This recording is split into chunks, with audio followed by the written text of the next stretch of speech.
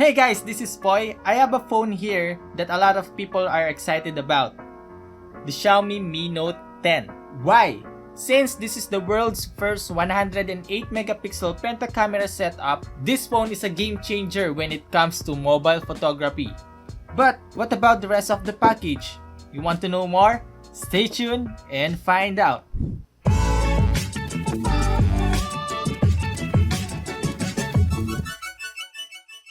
Before anything else, let's do a quick unboxing. So first, that comes out of the box, here we can see the phone covered by plastic with some key features in it.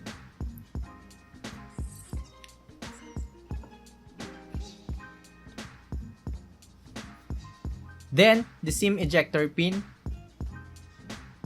some papers, this free black jelly case for the protection of the glass back finish of the Mi Note 10.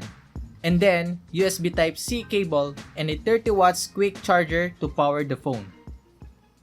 It is finally official. Xiaomi is bringing its first 108 megapixel camera phone, the Mi Note 10. It offers more optical options than nearly any other phone on the market. Starting off with the design, I can really say that the Mi Note 10 has a premium feel to it. It is aluminum frame with Corning Gorilla Glass 5 on both front and back. It's got a big screen with a curved edge and a small dot drop notch. It's a little thick and heavy, which is probably because of the massive battery, but the gripping of it feels great, thanks to the ergonomic corners of the phone. On the top, we can find the noise cancellation microphone for loudspeaker and IR blaster, which you can use to control appliances. The volume rocker and the power button are both on the top right of the device. The placement and textures are good. On the bottom right is a dual SIM card tray, meaning guys there is no expandable on the Mi Note 10. On the bottom are a USB Type-C port, a single firing loudspeaker, and also a 3.5mm jack. Yes, you've heard it, so fans of wired headphones must be glad. The sound of the speaker is decent and loud with enough bass and clear highs and mids. It does a great job.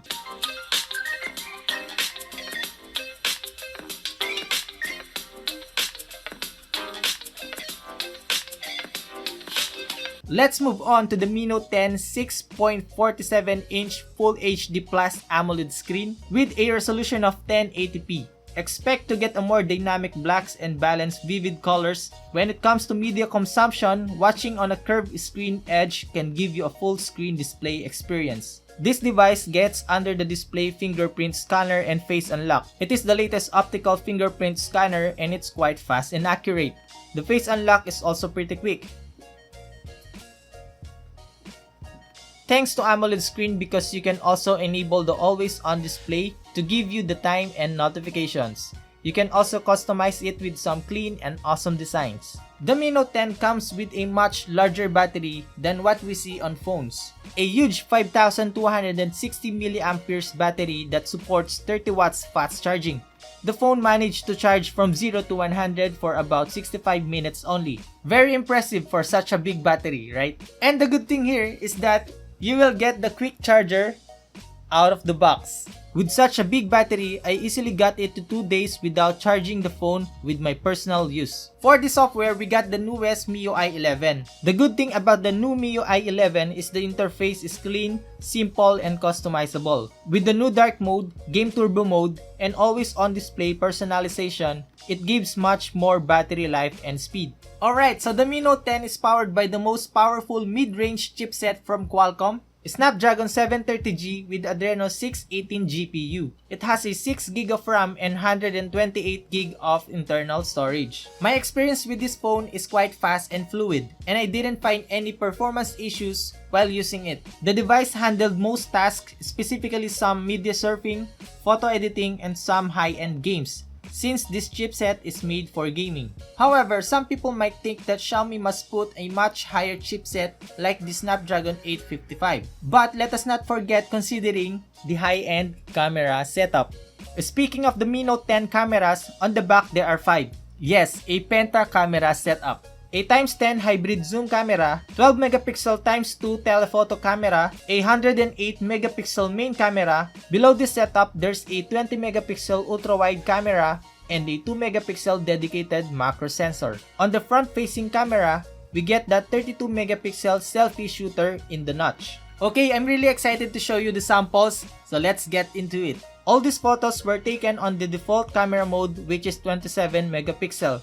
Photos are actually quite pretty impressive when it comes to details, and since the sensor is large, we can get the benefit of natural bokeh effect. Portrait mode are great. It can capture a clear and sharp images. Subject background separation is good and quite accurate. The 32 megapixel selfie camera quite does a great job, with natural vivid colors, a good dynamic range, and the portrait mode is also pleasing. And also shooting video on the front camera give you a detailed shot. So ito yung pinaka-selfie or yung front camera ng Mi Note 10. So ito yung itsura niya, guys. Moving on, there is the shot using the standard lens. Here's the ×2 optical zoom. And then this is the ×10 hybrid zoom. As you can see guys, the details in this image are still sharp.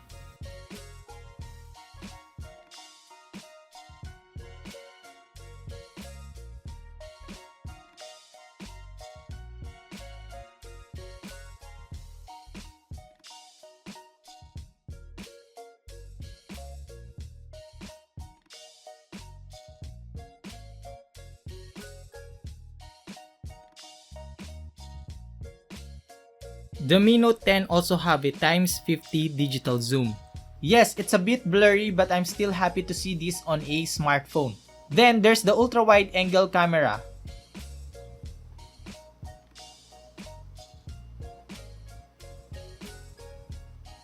Dynamic range are pretty good, right?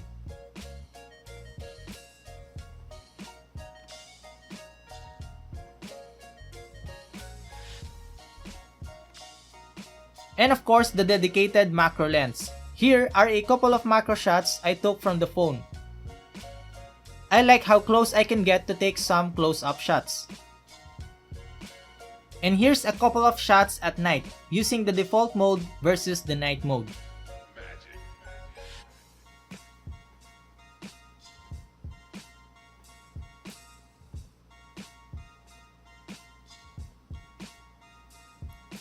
Now to the main event of this phone. Samsung's partnership with Xiaomi brings innovation when it comes to mobile cameras.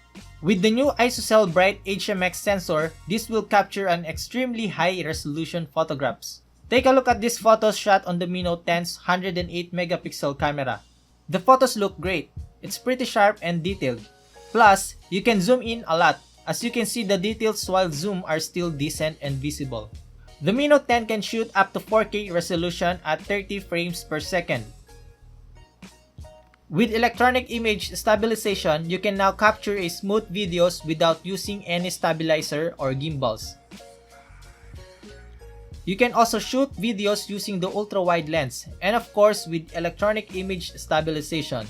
Take note that when stabilization is on, definitely the details is not that sharp, but still can capture a smooth movement.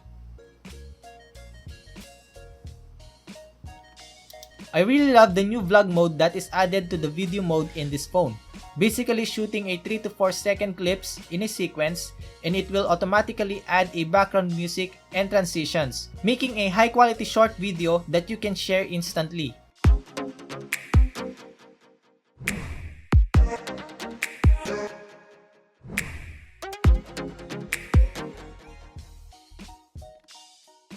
This mode really helps people who are into media posting and of course creators like me. And there you go guys, so what do you prefer? A higher end processor with a small battery life or a huge camera setup with a much bigger battery life? Comment down your top priorities when it comes to smartphones. But if you're into photography and looking for a camera smartphone, a decent curved screen for a better view, a good looking glass back design, a huge battery life that lasts for 2 days, the Mi Note 10 is perfect for you. If you want to see more videos like this, don't forget to like and subscribe to this channel, and don't forget to hit that notification bell so you won't miss any future video. Again, this is Poy, and this is the Xiaomi Mi Note 10. Thank you for watching. Nice!